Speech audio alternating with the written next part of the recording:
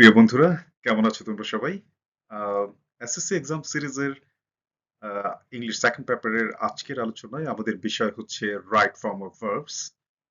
Part ওয়ানে আমরা different অ্যাপ্রোচে আমরা রাইট ফর্ম অফ ভার্বস এর রুলস গুলো নিয়ে আলোচনা করব। আমি চেষ্টা করেছি বিষয়টা সহজভাবে তোমাদের সামনে উপস্থাপন করার জন্য এবং যেন তোমরা সহজে বুঝতে পারো এবং সহজে এটাকে আয়ত্ত করতে পারো। আশা করি বিষয়টা তোমাদের কাছে উপভোগ্য হবে। রাইট ফর্ম ভার্বস এর পার্ট ওয়ান এর আলোচনায় আমার সাথেই থাকো। বন্ধুরা, রাইট ফর্ম অফ ভার্বস এর আলোচনার শুরুতেই একটি বিষয় তোমাদের সাথে শেয়ার করতে চাই, সেটা হচ্ছে আজকের ভিডিওতে বা আজকের আলোচনায় আমরা রাইট ফর্ম অফ ভার্বস এর প্রেজেন্ট ফর্ম অথবা বেস ফর্ম অফ ভার্বস নিয়ে আলোচনা করেছি। আমাদের পুরো আলোচনাটাই ভার্বের প্রেজেন্ট ফর্ম অথবা বেস ফর্ম অফ ভার্বস নিয়ে, কারণ একই ধরনের আলোচনা একসাথে করার উদ্দেশ্য হচ্ছে যেন এটা তোমাদের মনে রাখা সহজ হয় এবং তোমাদের জন্য আয়ত্ত করাও খুব সহজ হয়ে যায়। চলে যাচ্ছি আলোচনায়। Rule one: the present or base form of verbs is used for permanent truths, habitual actions and states. তাহলে এই রুল আমাদেরকে কি বলছে? বলছে যে যখন কোনো বাক্য পার্মানেন্ট ট্রুথস অথবা চিরন্তন সত্য অথবা হ্যাবিচুয়াল অ্যাকশনস অর স্টেটস অথবা অভ্যাসগত কাজ বা অবস্থা বোঝাবে, তখন তার সাথে প্রেজেন্ট ফর্ম অফ ভার্ব অথবা বেস ফর্ম অফ ভার্বস বসবে। আমরা নিচের এক্সাম্পল গুলো দেখলেই বুঝতে পারবো। তোমরা যদি খুব ভালো করে লক্ষ্য করো, আমাদের প্রথম বাক্যটা the sun set in the west, light remove darkness, এগুলো চিরন্তন সত্য, এগুলো অপরিবর্তনীয়। তাই এসব বাক্যে আমরা কি করেছি, ভার্বের সাথে শুধু অ্যাজ বসিয়ে আমরা রাইট ফর্ম অফ ভার্বস করেছি। ভার্বের আসলে বড় ধরনের কোনো পরিবর্তন হয়নি। এটা প্রেজেন্ট ফর্ম অথবা বেস ফর্ম ভার্ব হিসেবে রয়ে গেছে, শুধু সাবজেক্টের সাথে মিল রেখে এটার সাথে আমরা অ্যাজ বসিয়েছি। প্রতিটা বাক্যই আমরা যদি দেখি শুধু অ্যাজ বসিয়ে আমরা বাক্যটা চেঞ্জ করেছি, কারণ কি আমরা সাবজেক্টকে থার্ড পারসন সিঙ্গুলার নাম্বার হিসেবে আমরা ট্রিট করেছি, তাই না? তাহলে প্রথম বাক্য কি হলো? The sun sets in the west, light removes darkness, everybody fears death, ill news runs fast, the moon shines at night, ice floats in water.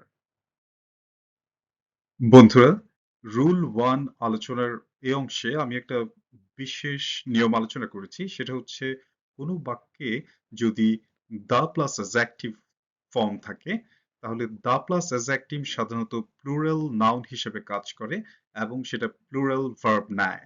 তাহলে আমরা যদি এক্সাম্পল গুলোতে যাই, তাহলে দেখতে পাচ্ছি আমরা দ্য ভার্চুয়াস, ব্রেকেটে বি আছে, বি প্লেসড। তাহলে এখানে কি হবে?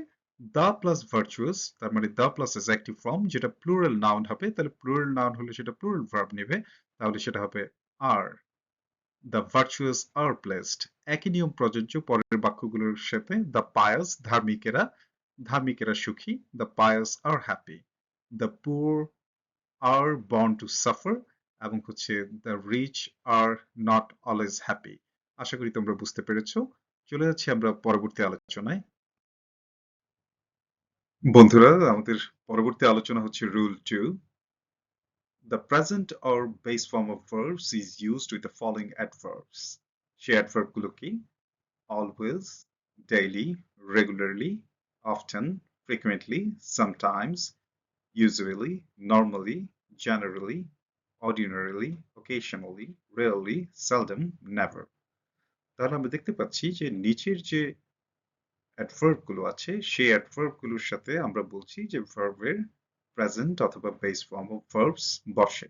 বাক্যে যদি আমরা এগুলো দেখি, এগুলো হচ্ছে একটা ইন্ডিকেশন বা একটা সাইন, যে এগুলো দেখলেই তোমরা বুঝবে যে বাক্যে যে ভার্বটা আছে তা কি সাধারণত প্রেজেন্ট ফর্ম অথবা বেস ফর্ম ভার্বস হিসেবে বসবে। ঠিক আছে? আর সাবজেক্টের সাথে মিল রেখে আমরা অ্যাজ বা ইয়েস বসাবো ভার্বের সাথে, তাই না? এক্সাম্পলে চলে যাচ্ছি। Water always freeze at 0 degree centigrade. তাহলে কি হবে? Water always freezes at 0 degree centigrade. আর আমরা যদি চলে যাই যে পরের এক্সাম্পলে, my father sometimes use a typewriter. My father sometimes uses a typewriter. He usually go to school by bus. He usually goes to school by bus. তাহলে পরের এক্সাম্পলে চলে যাচ্ছি। Good students prepare his lessons regularly. এখানে regularly আছে, তাহলে কি হয়ে যাবে? A good student prepares his lessons regularly. He carry an umbrella daily. Daily আছে তাহলে কি হয়ে যাবে? He carries an umbrella daily. বন্ধুরা, আমরা রুল টুর আলোচনার পরবর্তী এক্সাম্পল গুলোতে চলে যাচ্ছি। পরবর্তী এক্সাম্পল গুলোর প্রথম example, students frequently make mistakes of tense usage when they do this exercise. তাহলে আমরা এখানে frequently দেখতে পাচ্ছি। frequently হচ্ছে আমাদের আইডেন্টিফিকেশন মার্কস, যে অ্যাডভার্ব গুলো থাকলে সাধারণত আমরা প্রেজেন্ট ফর্ম অথবা বেস ফর্ম বসাই। আমরা তাহলে নিশ্চিত হয়ে গেলাম, কিন্তু দেখতে হবে যে ভার্ব আসলে চেঞ্জ হবে কি হবে না। তাহলে সেটা নির্ভর করবে সাবজেক্টের উপর। আমরা দেখতে পাচ্ছি স্টুডেন্টস, স্টুডেন্টস হচ্ছে প্লুরাল। সাধারণত থার্ড পারসন সিঙ্গুলার নাম্বার যদি সাবজেক্ট হয় তাহলে অ্যাজ বাই এস বসাই, কিন্তু প্লুরাল হলে ভার্ব অপরিবর্তিত থেকে যাবে বেস ফর্ম অথবা প্রেজেন্ট ফর্ম ভার্বে। তাহলে কি হবে এখানে? Students frequently make mistakes of tense usage when they do this exercise. তারপরে মেকই থেকে যাবে, কোনো পরিবর্তন হবে না। She generally cook on the electric stove. She এখানে থার্ড পারসন সিঙ্গুলার নাম্বার, আমাদের আইডেন্টিফিকেশন মার্কস জেনারেলি অ্যাডভার্বটা এখানে আছে, অতএব আমরা জানি যে এখানে প্রেজেন্ট ফর্ম অথবা বেস ফর্ম ভার্ব বসবে। তাহলে কুকস হয়ে যাবে, তাই না? কুকের সাথে অ্যাস বসবে। She generally cooks on the electric stove. পরের এক্সাম্পলটা একটু ট্রিকি, আমাদের এটা মনোযোগের সাথে খেয়াল করতে হবে। I not take medicines regularly. তাহলে এটা একটা নেগেটিভ বাক্য। তাহলে কিভাবে করব আমরা? এখানে দেখতে পাচ্ছি যে আমরা কোনো অক্সিলিয়ারি ভার্ব এখানে নেই। নট টেক এখানে আমাদের আছে। তাহলে আমরা কি করব? অক্সিলিয়ারি না থাকলে আমাদেরকে ডু, ডাজ, ডিড আনতে হবে।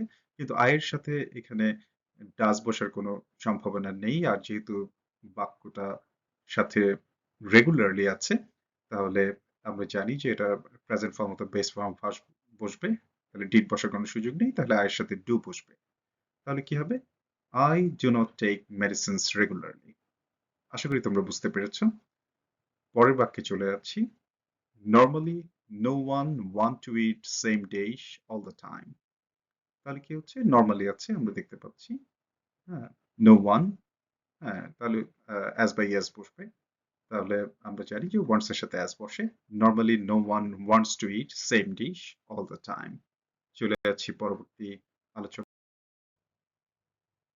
রুল 2 এর আলোচনায় আমরা সবগুলো এক্সাম্পলে অ্যাসার্টিভ সেন্টেন্সের আলোচনা করেছি।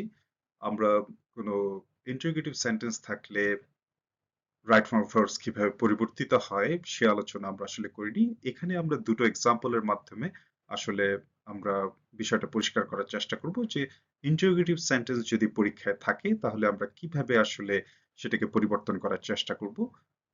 তো চলে যাচ্ছে এক্সাম্পলে। You watch television often. আমরা জানি যে অফটেন অথবা ওফেন দুটোই সঠিক ব্রিটিশ এবং আমেরিকান অ্যাকসেন্টে। যাক, সে আলোচনায় না যাচ্ছি, আমরা চলে যাচ্ছি মূল আলোচনায়। তাহলে ভার্বটা কিভাবে পরিবর্তিত হবে এবং কিভাবে এই সেন্টেন্সটাকে একটা ইন্টারোগেটিভ সেন্টেন্সে কনভার্টও করা যাবে এবং রাইট ফর্ম অফ ভার্বসও চেঞ্জ করা যাবে। So you watch television often. আমরা জানি যে কোশ্চেন করার জন্য আমাকে কোনো অক্সিলারি লাগবে। এখানে কোনো অক্সিলারি দেখতে পাচ্ছি না, তাহলে আমি সাবজেক্টের সাথে মিল রেখে আমি ডু, ডাজ, ডিড বসাবো। ডিড বসার কোনো সম্ভাবনা নেই, কারণ কি আমরা এখানে যে আলোচনা করছি সেটা প্রেজেন্ট ফর্ম ফার্স্ট এবং বেস ফর্ম ভার্ব নিয়ে আলোচনা করছি। সুতরাং আমরা পাস্ট টেন্সের আলোচনায় যাচ্ছি না। তাহলে ডিড এখানে আমাদের অপশন না, আমাদের অপশন হচ্ছে ডু এবং ডাজ। আমি জানি যে ইউর সাথে কি ডু বসে, ডাজ বসে না। তাহলে আমরা ডু দিয়ে প্রশ্নটা শুরু করতে পারবো, আর সাবজেক্ট হচ্ছে ইউ, ডু ইউ। আর আমরা জানি যে ওয়াচ অপরিবর্তিত থাকবে এখানে, কারণ কি ইউ আছে, কোনো থার্ড পারসন সিঙ্গুলার নাম্বার নেই। আর যদি থার্ড পারসন সিঙ্গুলার নাম্বার থাকতো তাহলে ডু এর সাথে ডাজ বসতো, ওয়াচ অপরিবর্তিতই থাকতো। এটাও মাথায় রাখতে হবে। তাহলে do you watch television often. আমরা পরের এক্সাম্পলে চলে যাচ্ছি। when Mr. Halim take his food normally. তাহলে এখানেও আমরা দেখতে পাচ্ছি যে আমরা জানি যে এখানে ডু বা ডাজ কোনো একটা আমাদেরকে আনতে হবে, যেহেতু মিস্টার হালিম হচ্ছে থার্ড পারসন সিঙ্গুলার নাম্বার, সুতরাং আমরা ডাজ আনবো। আর টেক আমাদের যে মূল ভার্ব সেটা অপরিবর্তিত থাকবে, তাহলে হয়ে যাবে when does Mr. Halim take his food normally. আশা করি এক্সাম্পল গুলো তোমাদের পরিষ্কার হয়েছে। আমরা চলে যাচ্ছি পরবর্তী আলোচনায়। বন্ধুরা, রাইট ফর্ম অফ ভার্বস এর রুল 3 এর আলোচনায় আমরা জানার চেষ্টা করব যে আর কোন কোন ক্ষেত্রে আমরা রাইট ফর্ম অফ ভার্বস এর প্রেজেন্ট ফর্ম অথবা বেস ফর্ম অফ ভার্ব ব্যবহার করতে পারবো। আমরা জানি যে modal auxiliaries যদি কোনো বাক্যে থাকে তাহলে তার সাথে প্রেজেন্ট ফর্ম অথবা বেস ফর্ম বসে। আহ, সেই modal auxiliaries গুলো হচ্ছে can, could, may, might, shall, should, will, would, must, ought to ইত্যাদি। এছাড়াও কোনো বাক্যে যদি have to, had to, infinitive to, be plus going to, used to, do, does, did, do, does, did plus nothing but, let, make, cannot but, could not but, had better, had best, will rather, would rather ইত্যাদি থাকে তাহলেও ভার্বের present form হয় সেই বাক্যে। আমরা এক্সাম্পলের মাধ্যমে বিষয়টা পরিষ্কার করার চেষ্টা করব। চলে যাচ্ছি এক্সাম্পলে। রুল 3 এর এক্সাম্পলের আলোচনায় আমরা প্রথমেই যে এক্সাম্পলটি এখানে দেখতে পাচ্ছি সেটা হচ্ছে যে ইউ মে কাম টুমরো। আমরা দেখতে পাচ্ছি যে মে একটি মোডাল অক্সিলারিজ। আমরা জানি যে কোনো বাক্যে যদি মোডাল অক্সিলারিজ থাকে can, could, may, might, shall, should, will, would, must, ought to ইত্যাদি মোডাল অক্সিলারি যখন কোনো বাক্যে থাকে তখন ভার্বটি কোনো পরিবর্তন হয় না। ভার্বের প্রেজেন্ট ফর্ম বা বেস ফর্ম বসে। আমরা দেখতে পাচ্ছি যে ইউ মে কাম টুমরো এটি অপরিবর্তিত রয়েছে। তাহলে কি হবে? ইউ মে কাম টুমরো যা আছে তাই হয়ে যাবে। Student must learn there lessons, এখানে মূল অক্সিলারি মাস্ট আছে। তাহলে আমরা কি লার্ন অপরিবর্তিত থাকবে, অতএব students must learn there lessons. ঠিক তেমনি ভাবে পরবর্তী মোডাল অক্সিলারিজ এর সাথে যে ভার্ব রয়েছে সেগুলো অপরিবর্তিত থাকবে। যেমন হচ্ছে one should take care of one's health. If I could fly in the sky, এখানে ফ্লাই ফ্লাই থেকে যাবে। Students ought to respect their teachers. Students ought to respect থেকে যাবে, অপরিবর্তিত থাকবে ভার্বটি। তেমনি ভাবে আমরা পরের এক্সাম্পল গুলো যদি আমরা দেখি, we have to sign this. আমরা জানি কোনো বাক্যে হ্যাভ টু এবং হ্যাড টু থাকলে সেখানেও ভার্বের বেস ফর্ম বা প্রেজেন্ট ফর্ম বসে। তাহলে কি হবে? সাইনই থেকে যাবে। We have to sign this. They had to do it অপরিবর্তিত থাকবে। এছাড়া কোনো বাক্যে যদি can not but, could not but থাকে, আমরা জানি যে ভার্বটির প্রেজেন্ট ফর্ম অথবা বেস ফর্ম বসে। হি কুড নট বাট লাভ, সে না হেসে পারলো না। He can not but sing, সে গান না গেয়ে পারলো না। এই ধরনের বাক্যগুলোতে আমরা জানি যে বেস ফর্ম অথবা প্রেজেন্ট ফর্ম অফ ভার্ব বসে। চলে যাচ্ছি পরবর্তী এক্সাম্পলের আলোচনায়। আমরা চলে যাচ্ছি রুল 3 এর পরবর্তী এক্সাম্পল গুলোতে। পরবর্তী এক্সাম্পলের প্রথম এক্সাম্পল হচ্ছে হি ওয়াজ লেট, এরপর আমরা ব্র্যাকেটে দেখতে পাচ্ছি টু গো। এটা হয়ে যাবে হি ওয়াজ লেট গো, কারণ আমরা জানি যে লেট অথবা মেক যদি কোনো বাক্যে থাকে তাহলে আমরা জানি যে ভার্বটির প্রেজেন্ট ফর্ম অথবা বেস ফর্ম বসে। তাহলে এক্ষেত্রেও নিয়মের ব্যত্যয় হবে না। He was let go. The albatross made the wind, আমরা দেখতে পাচ্ছি যে ব্র্যাকেটে ব্লো আছে, এটাও অপরিবর্তিত থাকবে। আমরা এখানে দেখতে পাচ্ছি যে মেক ভার্বের past form made আছে, তাহলে কি হয়ে যাবে? The Albertus made the wind blow. He did not go to college yesterday. So এখানে আমরা যেটা দেখতে পাচ্ছি যে আমরা জানি যে do, does, did কোনো বাক্যে থাকলে এর পরের ভার্বটি প্রেজেন্ট অথবা বেস ফর্ম বসে। সুতরাং মূল ভার্ব প্রেজেন্ট অথবা বেস ফর্মে বসবে। He did not go to college yesterday, তাহলে go অপরিবর্তিত থাকবে। তেমনি ভাবে কোনো বাক্যে যদি used to থাকে, used to পরে যদি কোনো verb থাকে তাহলে সেটা প্রেজেন্ট ফর্ম বসে। তবে এর ব্যতিক্রম আছে, ব্যতিক্রমগুলো আমরা অন্য জায়গায় আলোচনা করব। মাঝে মধ্যে used to পরে verb plus ing ফর্মও বসে, কিন্তু সেটা একটা এক্সেপশন, সেটা আমরা পরে কোনো আলোচনায় আমরা তোমাদের সাথে আলোচনা করব। He used to read New York Times, এখানে read অপরিবর্তিত থাকবে। It took me half an hour to reach the station, এখানে আমরা টু প্লাস ইনফিনিটিভ এর উদাহরণ দেখতে পাচ্ছি। এখানেও আমরা জানি যে টু প্লাস ইনফিনিটিভ থাকলে টু প্লাস প্রেজেন্ট ফর্ম বা বেস ফর্ম বসে। It took me half an hour to reach the station. He did nothing but sing, আমরা জানি যে কোনো বাক্যে ডু, ডাজ, ডিড এর সাথে যদি নাথিং বাট থাকে তারপরে ভার্বের প্রেজেন্ট ফর্ম বা বেস ফর্ম বসে। তাহলে সিম্পল, এখানে he did nothing but sing. আমরা জানি কোনো বাক্যে যদি হ্যাড বেটার বা হ্যাড বেস্ট থাকে তারপরে ভার্বের প্রেজেন্ট ফর্ম বা বেস ফর্ম বসে। You had better not miss the train. তাহলে এখানে মিস অপরিবর্তিত থাকবে, যা আছে তাই বসে যাবে। আমরা জানি কোনো বাক্যে উইল রাদার অথবা উড রাদার থাকলে ভার্বের প্রেজেন্ট ফর্ম বসে। তাহলে he will rather break than bend, he would rather die in starvation than beg. হতে পারে যে আমি মরবো, না খেয়ে মরবো তবু ভিক্ষা করব না, এ ধরনের বাক্য। কেমন?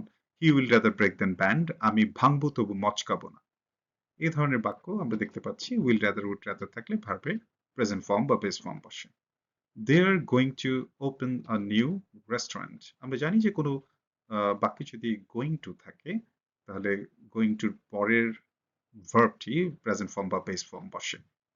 বন্ধুরা, আমরা চলে এসেছি আলোচনার শেষ পর্যায়ে। আলোচনায় আমাদের সাথে থাকার জন্য তোমাদেরকে ধন্যবাদ। রাইট ফর্ম ভার্বস এর আলোচনার পার্ট 1 এ আমার সাথে থাকার জন্য তোমাদেরকে অসংখ্য ধন্যবাদ জানাচ্ছি। আশা করি আলোচনাটি তোমাদের কাছে উপভোগ্য হয়েছে এবং তোমাদের জন্য বুঝতে কোনো অসুবিধা হবে না। তোমরা কমেন্টসে আমাকে জানিও যে কেমন লেগেছে তোমাদের। আর তোমাদেরকে অনুরোধ জানাচ্ছি যে আমার চ্যানেলটি সাবস্ক্রাইব, লাইক এবং শেয়ার করে আমার সাথে থাকার জন্য। আর পরবর্তীতে আমি রাইট ফ্রম ভার্বস এর পরবর্তী ভিডিওগুলো নিয়ে তোমাদের সামনে আসব। আশা করি তোমরা এই পথ চলায় আমার সাথেই থাকবে। ধন্যবাদ সবাইকে আবারও আমার সাথে থাকার জন্য। পরবর্তী কোনো ভিডিওতে আবার দেখা হবে। ভালো থেকো সবাই।